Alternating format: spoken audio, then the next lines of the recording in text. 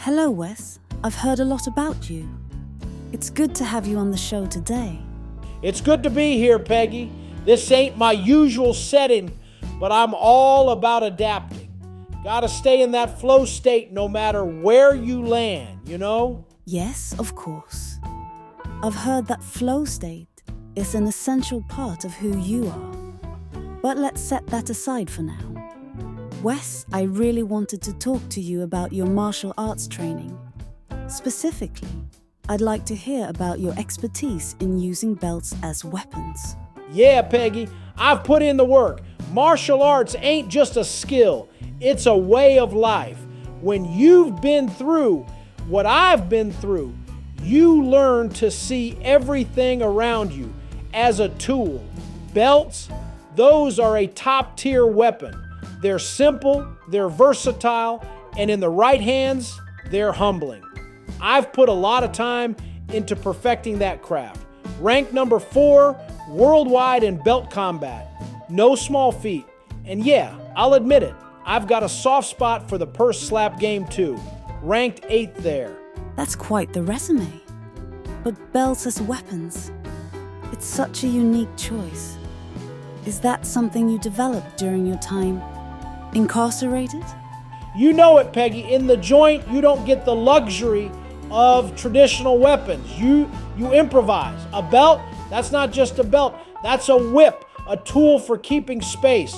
You train, you adapt, you survive. Ain't no room for hesitation. When you're in there, it's all about staying 2 steps ahead. The belt became my signature move. A lot of dudes underestimated it, but not twice. I can't imagine the level of resourcefulness required to think that way. How did martial arts come into your life? Was it something you were exposed to before? Or did it become a necessity during that time? It was survival, plain and simple. I wasn't doing karate in the streets as a kid, Peggy. I learned in the fire. Martial arts gave me structure when there was none. Inside, it's chaos. No routine, no order. Just predators and prey. I chose not to be prey. I started with push-ups in my cell, then shadow boxing.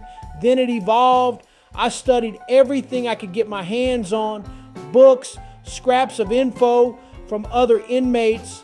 It's a brutal teacher, but the lessons stick. You've clearly carried those lessons with you. Now that you're coaching others, do you find it difficult to translate that intensity into something civilians can grasp? It ain't easy, Peggy. A lot of folks out here are soft, comfortable. They've never been tested, but I don't water it down. Life doesn't care if you're ready or not. I tell people straight, if you're not willing to suffer for what you want, you're wasting my time. My methods ain't for everyone, but the ones who stick with it, they see results, they learn discipline, toughness, and accountability. Some might say your approach is a bit unforgiving. Do you ever worry that you'll push people too hard? Not at all. Forgiveness don't come easy in the real world.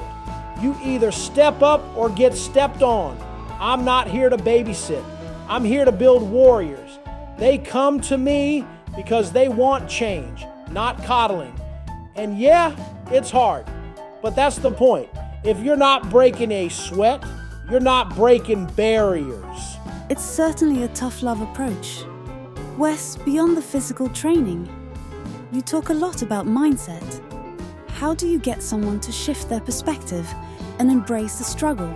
I show them the mirror, straight up. Most people are running from themselves, from their failures. I make them face it head on. I tell them, you're your biggest problem, but you're also the solution. It's about accountability. Own your choices, your pain, your grind. Once they see that, everything changes. The struggle becomes the reward. That's a powerful philosophy. Before we wrap up, Wes, what's next for you? How do you see this journey unfolding? Peggy, I'm just getting started. I'm going to keep reaching people, whether it's one-on-one coaching, speaking engagements, or just living by example. I've been to hell and back, and now it's about helping others find their way out. No excuses, no shortcuts, just straight work. Thank you, Wes. Your story and your perspective are eye-opening, to say the least. I'm sure our listeners will take away a lot from this conversation. Respect for having me on, Peggy. You're solid. Keep doing what you do. Thank you, Wes. And to the great Zone Stomper audience, thank you for listening. Be sure to like the video and drop a comment. If you're not there yet, please be sure to subscribe and hit the bell notification.